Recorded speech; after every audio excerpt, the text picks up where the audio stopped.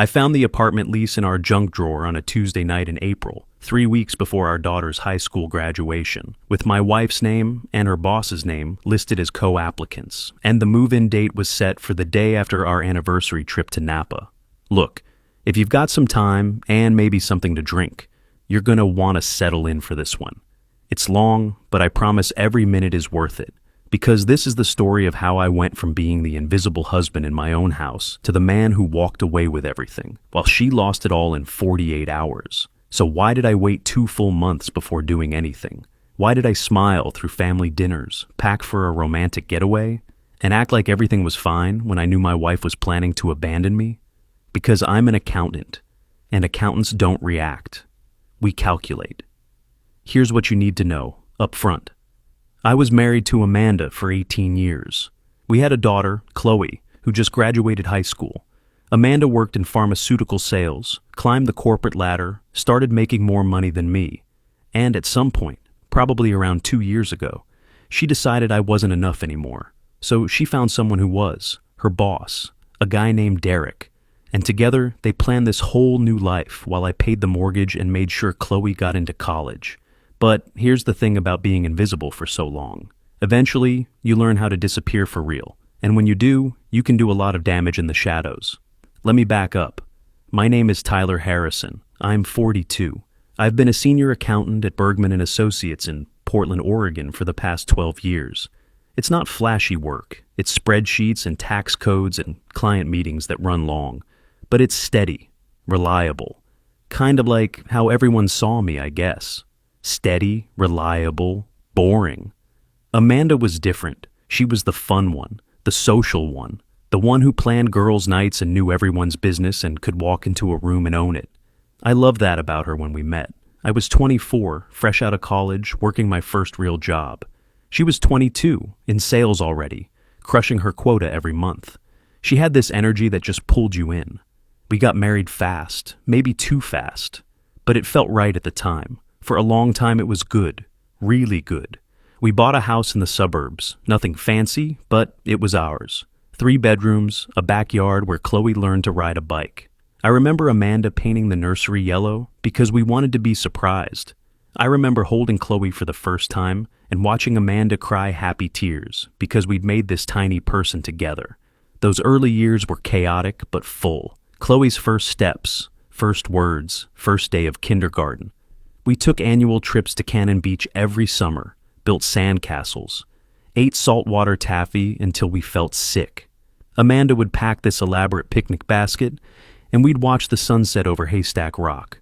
We had Friday night pizza dates after Chloe went to bed, watched terrible reality TV, and made fun of the contestants. Amanda would fall asleep on my shoulder. I'd carry her upstairs. Small things, normal things. Amanda climbed the ladder at work. Started as a rep, became a senior rep, then a territory manager. She was good at what she did, competitive, driven. She'd come home energized from closing a big deal, and we'd celebrate with wine and takeout. I made partner at my firm when I was 34. We went to Napa to celebrate, ironically. Stayed at this bed and breakfast, drank too much wine, laughed so hard we cried.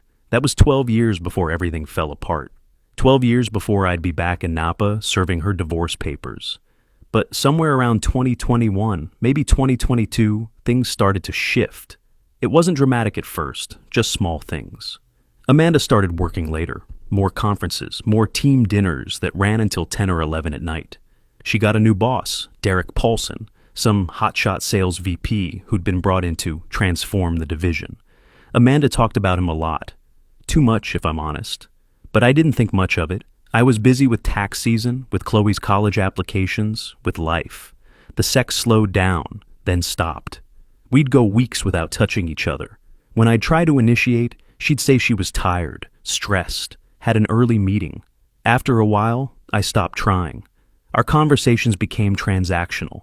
Did you pay the electric bill? Chloe needs money for prom. Can you pick up groceries? We stopped asking each other how our days were, stopped laughing at each other's jokes. We became roommates who shared a mortgage and a kid.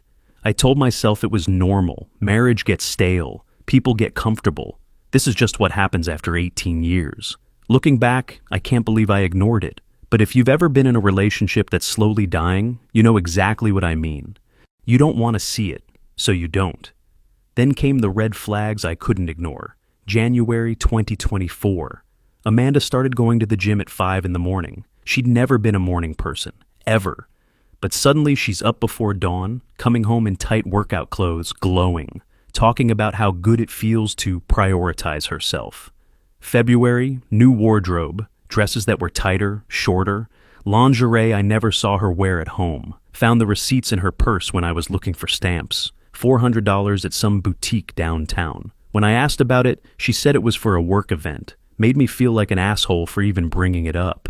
March, the phone thing. She started angling her phone away from me when she was texting, taking calls in the other room, putting it face down on the table during dinner.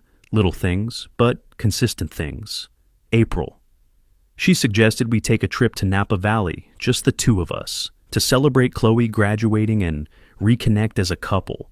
She even cried a little when she brought it up, said she felt like we'd been drifting and she wanted to fix it.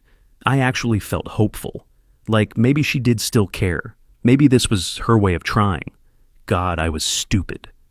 The discovery happened on April 22nd, a Tuesday night. Nothing special about the day. I was cleaning out our home office because I was procrastinating on a client's tax return. You know how you do.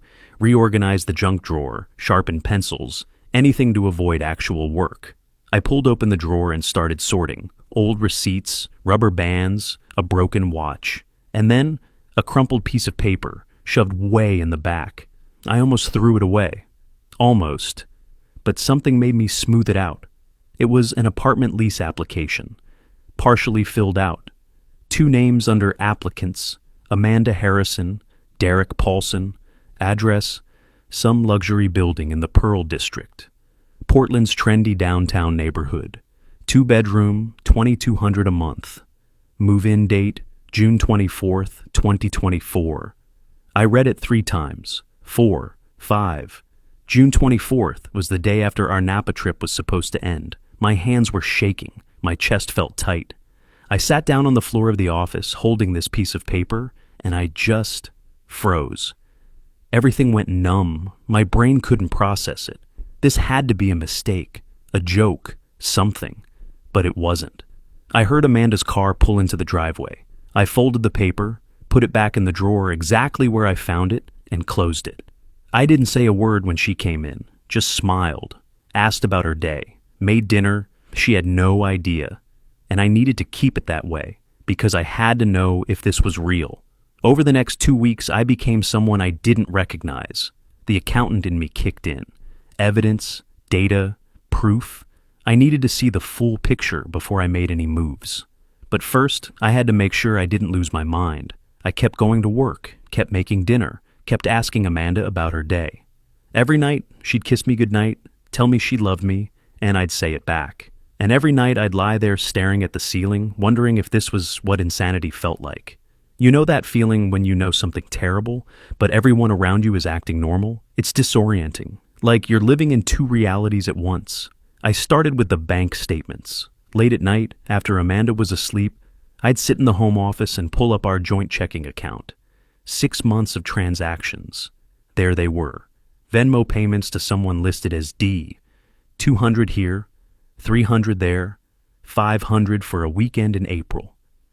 I pulled up Amanda's work calendar, cross-referenced the dates. The weekend in April, she told me it was a regional sales conference in Seattle. The Venmo payment was labeled Hotel Split, except her calendar said the conference was in Portland, at a hotel downtown. I made a spreadsheet. Dates, amounts, her stated location versus her actual location. The pattern was clear. Then I went digital. We had an old iPad we used to share. It was still logged into Amanda's iCloud. I hadn't touched it in months, but I charged it up and opened it one night when she was at one of her late dinners. The text messages loaded slowly. My heart was pounding so hard, I thought I might throw up. There it was, a thread with someone saved as D. No last name, just D. Can't wait to wake up next to you every morning instead of sneaking around. Napa will be our last hurrah before we tell him. Let him have a nice trip, then we're free. You deserve so much better than an invisible man. I took screenshots of everything, uploaded them to an encrypted cloud folder I created just for this. Then I kept scrolling. There were hundreds of messages, months of them, talking about the apartment, about Derek's recent divorce, about how excited Amanda was to finally start living again, about how I was a good dad, but a terrible husband, how I never paid attention to her, how I was more interested in spreadsheets than in her. Some of it was probably true. I had checked out. I had buried myself in work, but I didn't fuck my boss and plan to blow up our family.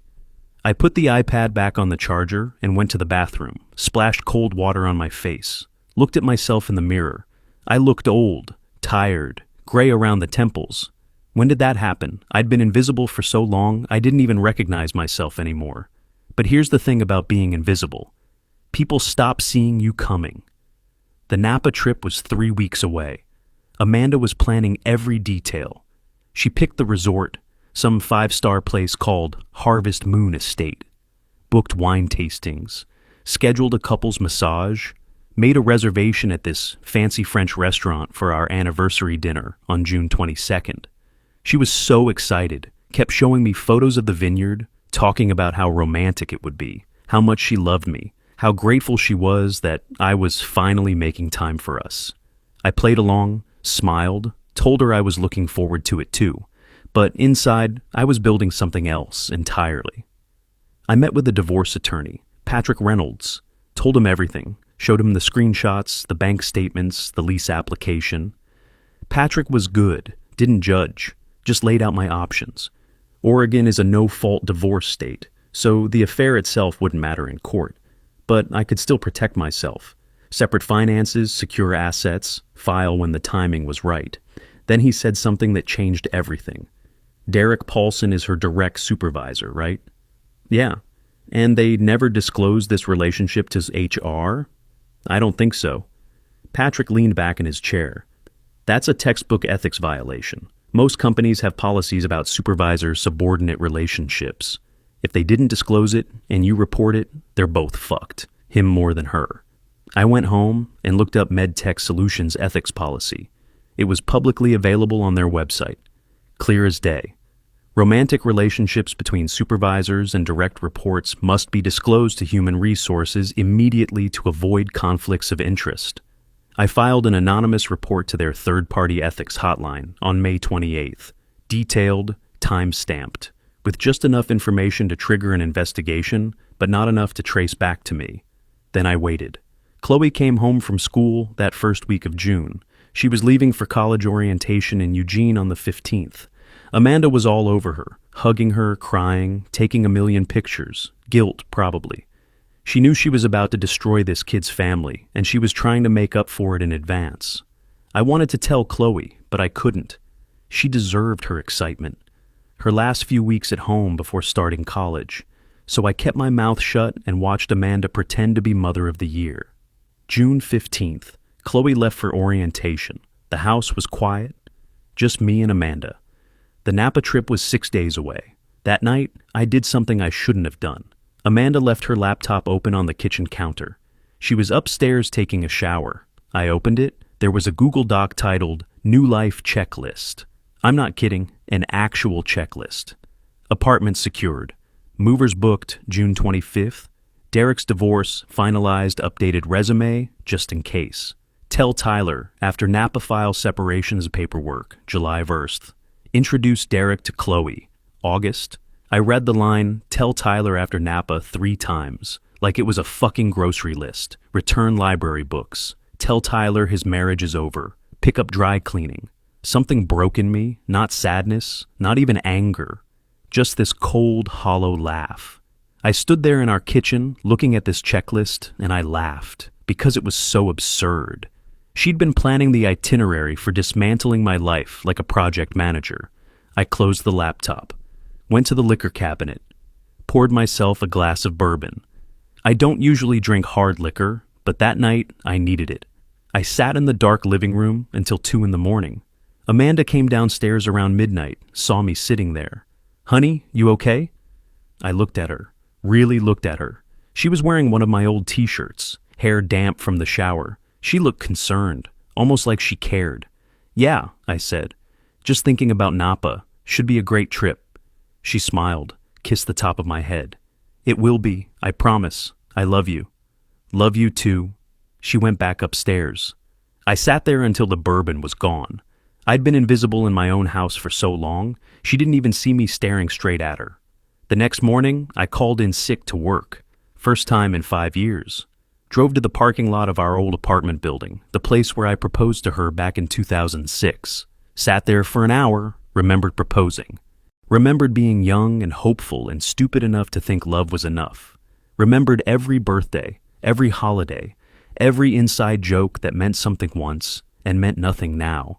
I gave myself 1 hour to grieve, 1 hour to feel sorry for the man I used to be. Then I drove home, opened my laptop, and created a spreadsheet. Project Napa. Phase 1, secure assets. I moved half our joint savings into a separate account, completely legal in Oregon during separation. Canceled Amanda's access to our joint credit cards. Retitled our car, which was paid off and in my name anyway. Photographed every valuable item in the house for the divorce filing. Phase 2, professional destruction. The ethics investigation was already in motion. I followed up with the hotline, confirmed they were moving forward. Timeline, 2 to 3 weeks. Perfect. Phase 3, social exposure. I called Amanda's parents, Gary and Susan. They live in Sacramento, conservative Catholics, love wine country. "Hey Gary, it's Tyler. Listen, I wanted to do something special for Amanda for our anniversary. We're going to be in Napa on the 22nd, and I thought it would be amazing if you guys could surprise her there. My treat? I'll book you a room at the same resort." Gary loved it. Thought it was the sweetest thing. Susan cried. She was so happy. I booked them a room. Didn't tell Amanda. Phase 4, legal strike. Patrick had the divorce papers ready. Signed, sealed, ready to serve. I hired a process server who specialized in creative service. Guy would pose as resort staff and hand Amanda the papers at just the right moment. Phase 5, the exit. I booked myself a separate return flight, a day earlier than Amanda's. I wasn't going to stick around for the aftermath. I was going to let her sit in the wreckage alone. On June 19th, I saw a therapist for the first time in my life, Dr. Linda Hayes. I needed to talk to someone who wasn't a lawyer. I told her everything, the affair, the plan, the revenge. She listened, didn't interrupt. When I finished, she asked, "Are you doing this for justice or for pain?" I thought about it. Both. Is that wrong? I can't tell you what's right or wrong, Tyler, but I can tell you this. Make sure you can live with it after. I left her office and sat in my car for 20 minutes. Could I live with it? Yeah, I could. Because I'd spent 18 years being the good guy, the reliable one, the one who showed up and did his job and never made waves. And where did that get me? A wife who called me invisible while planning her escape. Fuck that. I went home and got a haircut. First one in 8 months. Bought new clothes for Napa, fitted shirts, nice jeans, nothing crazy, just better. I updated my LinkedIn profile, reached out to old colleagues I'd lost touch with. Small things, but they mattered. I was reclaiming pieces of myself. Amanda noticed. "You look good, babe. I like the haircut." I smiled. "Thanks. Figured I should clean up for our trip." She hugged me. "I'm so glad we're doing this. I feel like we're reconnecting already." Inside, I was counting down the hours. June 21st, departure day. We flew to San Francisco, rented a car, drove up through wine country. Amanda was all over me, hand on my leg, laughing at my jokes, being affectionate in a way she hadn't been in months. I wondered if she was overcompensating, or if she was just a sociopath. We checked into Harvest Moon Estate around 3 in the afternoon. It was beautiful, I'll give her that. Rolling vineyards, massive oak trees. Our room had a private balcony overlooking the hills. Amanda's phone buzzed constantly. Derek, obviously. She kept excusing herself to check work emails. I unpaid, opened a bottle of wine from the minibar, and sat on the balcony. This was it. The calm before everything exploded. I'd been invisible for so long, I forgot I could just disappear for real. And when you disappear, you can move through the world without anyone seeing you coming. Game on. That afternoon, while Amanda and I were at the couple's massage, Derek got a phone call. I know this because Amanda's phone lit up on the spa's waiting room table while we were in separate rooms. I saw it. D calling, then a text. Call me now, emergency. When we finished, Amanda grabbed her phone and saw the messages. Her face went pale. Everything okay? I asked. Yeah, just work thing. I need to make a quick call. She stepped outside. I watched her through the window, pacing, hands in her hair, shoulders tight. Derek had just been suspended. The ethics investigation had moved faster than I'd expected. MedTech's HR director had called him that afternoon, told him to return to Portland immediately, pending investigation into undisclosed workplace relationship. Amanda came back inside. Her hands were shaking. You okay? I asked. Derek got suspended, she said. Some HR thing? I don't know what happened. That's awful, I said. Is he okay? I don't know. He's freaking out. I put my arm around her. I'm sure it's just a misunderstanding. These corporate investigations are always overblown. She nodded, tried to smile, but I could see the panic in her eyes.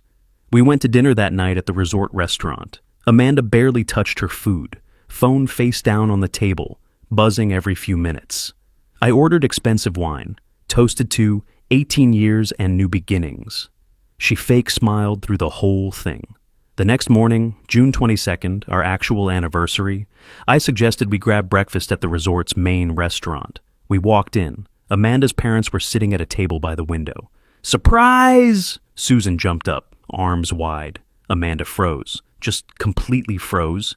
Then her face shifted, horror masked as shock. Mom? Dad? What are you? Tyler planned it! Gary stood up, hugging her.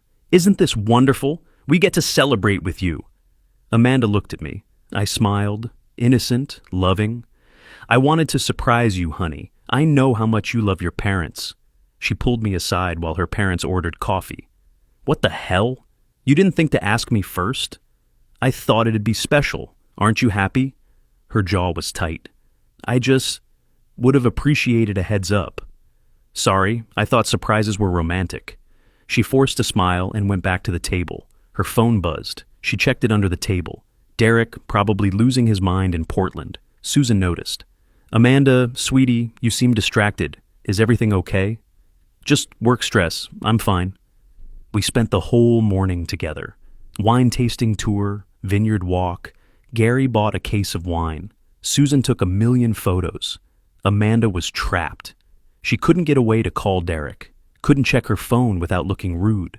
Every time she tried to step away, I'd suggest we all go somewhere together. By the afternoon, she was unraveling. Then came the moment everything collapsed. Dinner, 7 p.m. Orly, the fancy French place Amanda had picked out months ago. She'd made the reservation back in March when she was still planning this whole charade. It'll be so romantic, she'd said. Just the two of us. Except it wasn't just the two of us anymore. It was the two of us, and the ghost of every lie she'd told. The restaurant was beautiful, soft lighting, white tablecloths, a pianist playing something classical in the corner. Other couples were scattered throughout the dining room, leaning in close, holding hands, doing all the things people do when they're actually in love. We were shown to our table by the window, view of the vineyard, candles flickering. The server brought champagne. Amanda looked stunning in her red dress. Hair done, makeup perfect. She'd spent an hour getting ready. I watched her in the mirror of our room, curling her hair, applying lipstick. She caught my eye and smiled. You're staring. You look beautiful. Thank you. She walked over, kissed me. I'm so happy we're here. I feel like we're finally us again. I smiled back. Didn't say a word. At the table, I ordered for both of us. Duck confit for her, steak for me. The sommelier recommended a Napa cab, $200 a bottle. I didn't blink. Amanda raised her glass. To 18 years. To 18 years, I echoed. And to new beginnings. We clinked glasses. She took a sip, smiled at me across the candlelight. I love you, Tyler. I know things have been hard, but I think we're going to be okay. I think you're right, I said. Everything's about to change. She didn't catch the double meaning, just smiled wider. I reached into my jacket pocket and pulled out an envelope. I got you something. Her eyes lit up. Tyler, you didn't have to. I wanted to. I handed it to her. A small envelope, anniversary card. She opened it, read the front. Some generic Hallmark message about love and commitment. Then she opened it and read what I'd written inside. To new beginnings. You deserve everything that's coming to you. She looked up at me, eyes glistening. That's so sweet. Thank you. I mean every word. You really do deserve everything that's coming. She reached across the table, squeezed my hand. I know I haven't been the easiest wife lately. Work has been crazy, and I've been distracted. But I want you to know how much I appreciate you, how much you mean to me. I squeezed back, looked her right in the eyes. I know exactly how much I mean to you, Amanda. Something flickered across her face, just for a second, like she almost heard what I was really saying. But then it was gone. Our meals arrived. We ate slowly, made small talk, the weather, the resort, Chloe's orientation, all surface level, all meaningless. I kept waiting, watching the door. And then, right as we finished our entrees, a man in a resort uniform approached our table. Young guy, early 20s, professional smile. Mrs. Harrison? Amanda looked up. Yes? I have a delivery for you, from the front desk. He handed her a manila envelope, standard size, nothing fancy. Amanda looked confused. I wasn't expecting anything. It was marked urgent, ma'am. Enjoy your evening. He walked away. Amanda turned the envelope over in her hands. No return address, just her name typed on the front. She looked at me. Did you arrange this? Open it. She slid her finger under the flap, pulled out the stack of papers inside. I watched her face. First, confusion, her eyes scanning the top page, trying to make sense of the legal jargon. Then, recognition. The words, petition for dissolution of marriage at the top in bold letters. Then, shock, color draining from her face, hands starting to shake. She looked up at me. Tyler, what is this? I took a sip of my champagne, let the moment breathe. It's exactly what it looks like. This is a divorce petition. Correct. I don't understand. Why would you... June 24th, I said calmly. That's the move-in date for the Pearl District apartment, the one you and Derek applied for together. Her mouth opened. Nothing came out. I kept going. 2-bedroom, $2,200 a month. Great location. Walking distance to his office. You picked a nice place. Tyler, I found the lease in our junk drawer, April 22nd, 2 months ago. Her eyes were wide now, panicked. Let me explain. You don't need to explain. I read the texts, all of them. She stared at me like I'd just spoken a foreign language. What texts? The iPad, Amanda. The one we used to share, still logged into your iCloud. I could see the exact moment she realized. Her whole body went rigid. Can't wait to wake up next to you every morning instead of sneaking around, I quoted. That was sweet, very romantic. Tyler, please. Napa will be our last hurrah before we tell him. Let him have a nice trip, then we're free. That one hurt, not going to lie. The idea that you were letting me pay for this romantic getaway as some kind of consolation prize before you blew up my life, that's pretty fucking cruel, even for you. Tears were streaming down her face now. I can explain. And my personal favorite, you deserve so much better than an invisible man. I leaned forward. That's what Derek called me, right? The invisible man. The boring husband who pays the bills and takes care of the kid while you're out building your new life. Tyler, I'm sorry. I don't want your apology. I pushed my chair back, stood up, pulled $300 bills from my wallet and dropped them on the table. Dinner's covered, more than enough. Consider it my final gift to you. Amanda was shaking now, full body tremors. Please don't do this. Not here. Not like this. Not like this? I buttoned my jacket. You were going to do it the day after we got home. You were going to let me drive you to the airport, kiss you goodbye, and then find out via text that you'd moved out. Don't talk to me about not like this. Where are you going? Home. My flight leaves at 6 a.m. I'm sure you'll figure out how to get back on your own. You're resourceful. She reached for my hand. Tyler, please. We can work through this. I pulled away. There's nothing to work through. It's done. You made your choice. I'm making mine. What about my parents? They're here. They'll want to know. They're in the lobby. They saw the screenshots about an hour ago. Gary was not thrilled. Her face went even paler, if that was possible. You told them? They asked. I showed them the truth. I figured you'd had enough practice lying. Time to let someone else handle the honesty for once. I turned to walk away. She grabbed my arm. Tyler, wait, what about Derek? Did you do something? I looked at her, really looked at her. Red dress, perfect makeup, anniversary dinner, the whole performance. Derek got fired, I said. Yesterday afternoon, MedTech's ethics investigation found he violated company policy by not disclosing his relationship with a subordinate. That's you, in case you're wondering. They also found evidence of preferential treatment, better accounts, higher commissions, promotions you didn't earn. Her voice was barely a whisper. How do you know that? I filed the anonymous complaint 3 weeks ago. Took them a while to investigate, but they're thorough. She stared at me like she was seeing me for the first time. You planned all of this. Every detail, I smiled. Turns out I'm not so invisible when I want to be seen.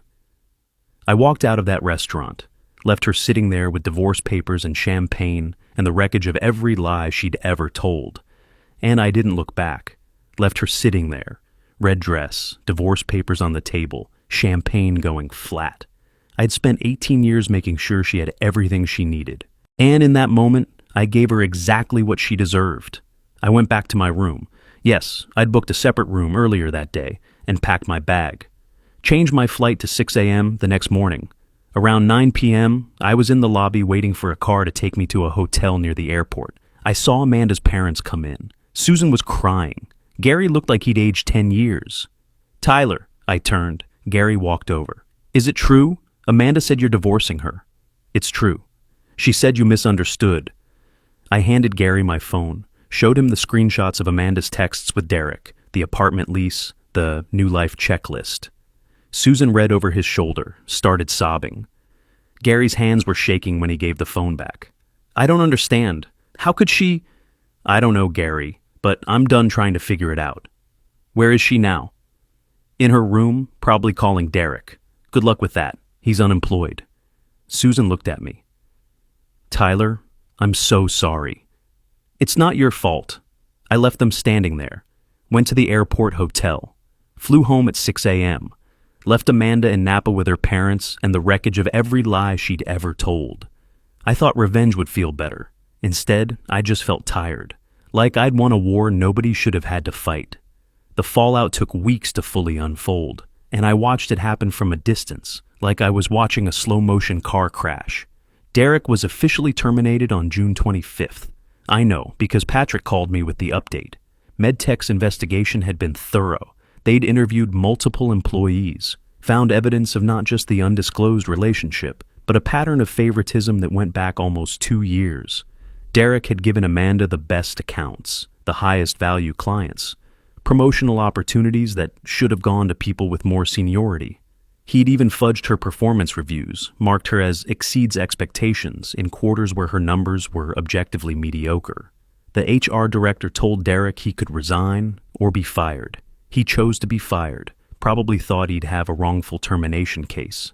He didn't. Oregon's an at-will state, and ethics violations are ironclad grounds for termination. I heard through the grapevine, mutual connections in Portland's business community, that Derek tried to land interviews at other pharmaceutical companies.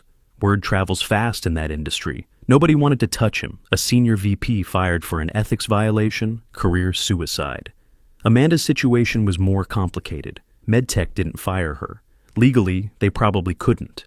She'd disclosed the relationship eventually, and while she'd benefited from Derek's favoritism, she hadn't technically violated policy herself.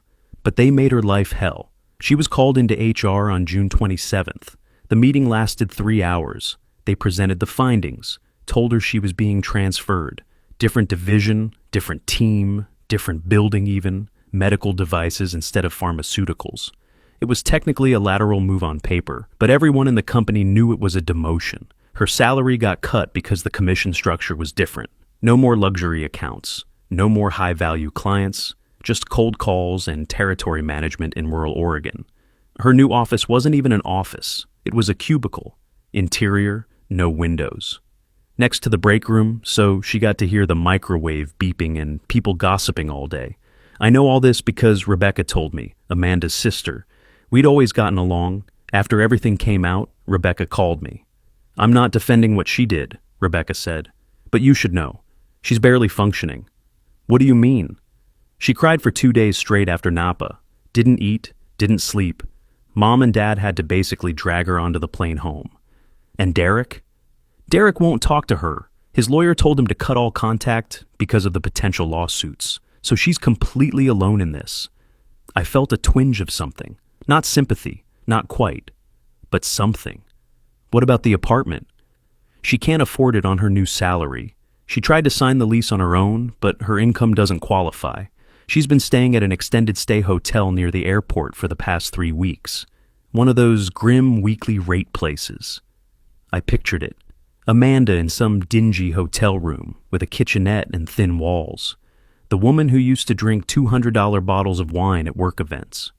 She's looking for a studio apartment she can actually afford, Rebecca continued. But even those are tight with her new salary. She's looking at places in East Portland, not exactly the Pearl District lifestyle she was planning.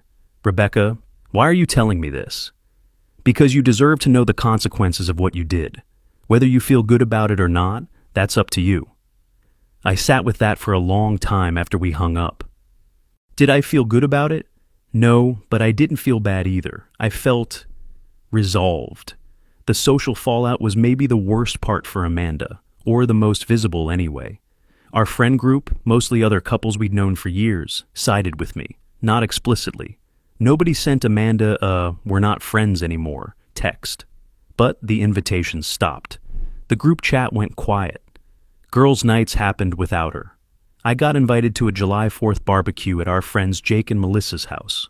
Amanda wasn't. She found out through Instagram stories, saw everyone there, laughing, drinking, having a good time, without her. She unfollowed everyone after that, deleted most of her social media. Her parents were another story. Gary stopped speaking to her for a month, just refused. Susan tried to mediate, but Gary's old-school Catholic guilt ran deep.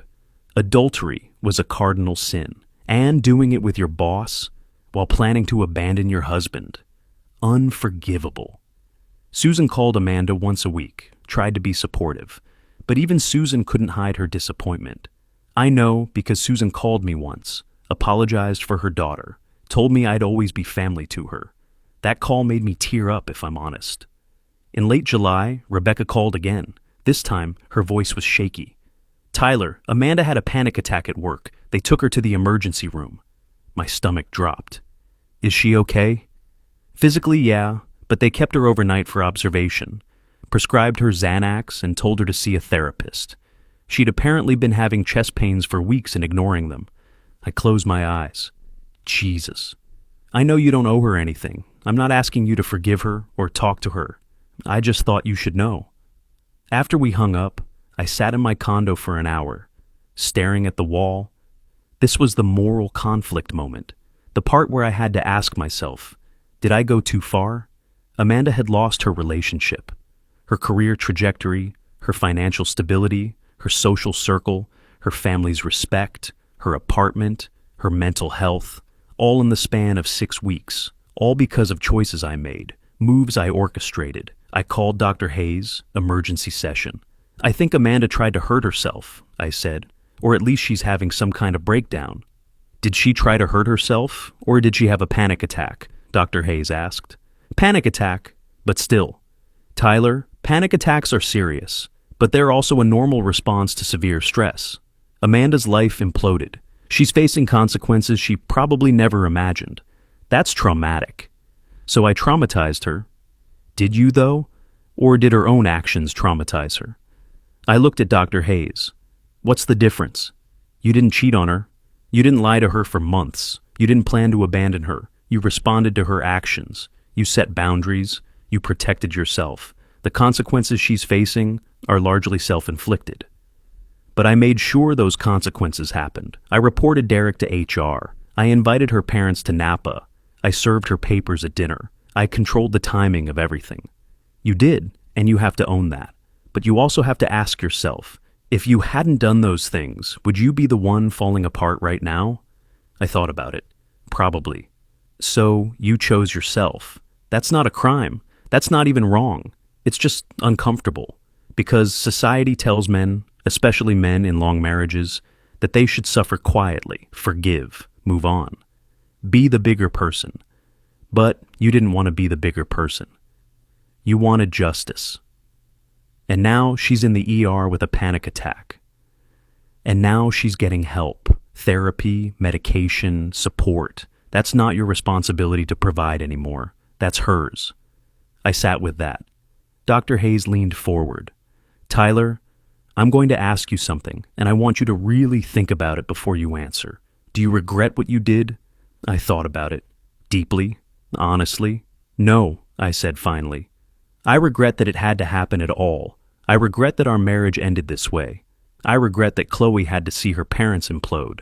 But do I regret standing up for myself? Do I regret refusing to be a victim? No, I don't. Dr. Hayes nodded. Then you have your answer. Amanda's breakdown is sad. It's real. But it's not your fault, and it's not your job to fix it. I left that session feeling lighter, clearer. I wasn't responsible for Amanda's choices. I was only responsible for mine, and I could live with mine. Chloe came home in August before school started. I told her everything, showed her the evidence, explained the timeline. She cried, got angry. She was going to blow up our family and not even tell me until after? That was the plan. I can't believe her. You don't have to cut her out, Chloe. She's still your mom. I know, but I'm pissed. She visited Amanda once, came back quiet. How'd it go? She apologized a lot, but she also made excuses. Said you stopped paying attention to her. Said she felt lonely. Some of that's probably true. Maybe, but she still cheated. She still lied. She still planned to destroy everything. Yeah. Dad, I'm proud of you. You didn't just let her do this. I'm sorry you had to see your parents like this. I'm 18. I can handle the truth. Life moved forward. I moved into a smaller condo downtown. Modern, lots of light. Decorated it myself. Started cooking again, something I'd loved in college but stopped doing somewhere along the way. Joined a recreational soccer league. Reconnected with old friends. Kept seeing Dr. Hayes. Worked through the anger, the grief, the guilt. Do you regret it? She asked me one session. No, but I regret that it had to happen at all. She nodded. That's fair. In November, I went to a work conference in Seattle. Met a woman named Rachel, 38, financial consultant, divorced 3 years ago. Her ex cheated with a coworker too. We got coffee, then dinner, then started texting. I'm not looking for anything serious, she said. Neither am I, but I like talking to you. We started slow, weekend trips, honest conversations, no pressure. It felt good, easy, like I could breathe again. Chloe came home for Thanksgiving. I hosted, invited Rachel. Chloe approved. Dad, you seem lighter. I feel lighter. Amanda called Chloe on Thanksgiving. Chloe answered, talked for a few minutes, hung up. I didn't ask about it. Rachel and I went wine tasting in Willamette Valley in December. Ironic, I know, but it felt different this time. We were at this small vineyard, tasting a Pinot Noir, and Rachel made a joke about revenge being a dish best served with good wine. I laughed, really laughed, from my gut, for the first time in years, and I realized this was the first time I'd felt like myself in so long. I'd spent 18 years being invisible, trying to be what Amanda needed, what Chloe needed, what everyone else needed, and somewhere along the way, I forgot what I needed, but I was remembering now. It's been 6 months since Napa. Amanda's still at MedTech, barely holding on. She lives in a studio apartment, dates sporadically. Her relationship with Chloe is strained but improving slowly. Her parents are civil, but cold. Derek moved to Arizona, got engaged to someone new, fast rebound. I don't think about him. Chloe's thriving at U of O, pre-law, comes home for breaks, likes Rachel. I got promoted to partner at my firm in December. All that focused energy paid off. I'm dating Rachel seriously now. No engagement plans, but we're happy. I sold the old house, split the proceeds with Amanda per the divorce settlement, finalized in December, and I feel free, whole, like myself. I don't hate Amanda anymore. I don't pity her either. I just don't think about her much. She's part of my past, a chapter that's closed. This morning, I was sitting in my condo, drinking coffee, looking out at the Portland skyline. My phone buzzed. Text from Chloe. "Love you, Dad. Proud of you." I smiled, texted back. "Love you too, kiddo." I put my phone down and thought about that junk drawer, the lease, the numb feeling I had sitting on the office floor that April night. I'd been invisible for so long, I thought that's all I'd ever be. Turns out, I wasn't invisible. I was just in the wrong place. The moment I stepped into the light, everything changed. People talk about revenge like it's this purely satisfying thing, like you get to destroy someone and walk away feeling like a hero. It's not like that. Revenge is complicated. It costs something. It changes you. You have to be okay with the person you become in the process. Am I okay with who I became? Yeah, I am. Because I didn't become cruel. I became someone with boundaries, someone who refused to be a victim, someone who valued himself enough to walk away from people who didn't. Amanda made her choices. I made mine. And I'm living with the consequences just like she is. The difference is, I'm living, and that's more than I was doing before. They say the best revenge is living well. I don't know if that's true, but I do know this. I'm living, for real this time, on my own terms, and that's enough.